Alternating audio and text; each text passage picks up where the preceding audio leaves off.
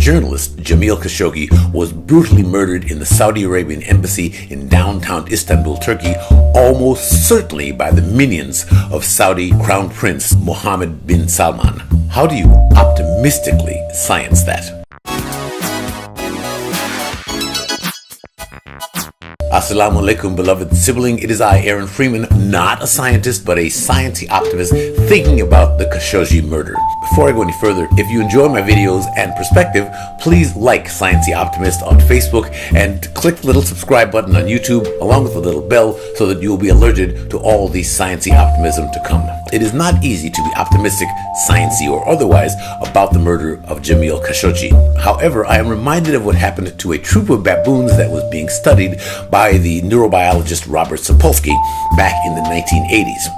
Sapolsky had studied this troop for a decade. He had lived with them, written books about them, gotten to know them individually. They were your basic baboon troop wherein the coin of the realm was violence and aggression and domination. At one point, however, the troop began to forage for food in a garbage dump that had been assembled by humans. The most aggressive, dominant males got there first. They ate and ate, but it turned out that some of the meat they consumed was infected with tuberculosis, and all the alpha males, the most dominant, the ones who got to the good stuff first, died. Left alive was a troop filled with much less aggressive males, lots of females, and youngins. The culture of the troop changed. Without all the dominating males, the hierarchical relationships flattened out. There was less violence, less mistreatment of females, and that less hierarchical, more egalitarian culture persisted for at least 2 decades after the alpha die-off. According to Dr. Sapolsky, when new males came into the troop, all, I am big, I am bad, listen to me because I'm a killer.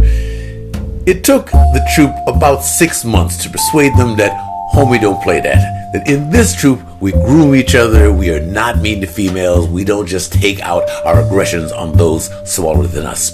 And that culture sustained itself for, as I said, a couple of decades at least. Of course, I am not saying that MBS and the various alpha male leaders out there are going to die off because of their aggression, but their aggression could become politically toxic, such that the folks who have the best chance of political survival are the less violent, less dominant, less vicious males among us. And who knows, the world could be swept by a wave of exceedingly non-violent female world leaders. Lest you think me merely an old kumbaya kind of hippie, for most of human history, slavery was a given in the Bible and virtually every culture everywhere. 62 years ago, when I was born, the United States was still lynching niggers, harassing gays, and wife-beating was sitcom humor. One of these days, pow, right in the kiss. But in 2018, while not wholly vanished from the earth, none of that is legal or even remotely acceptable in polite society.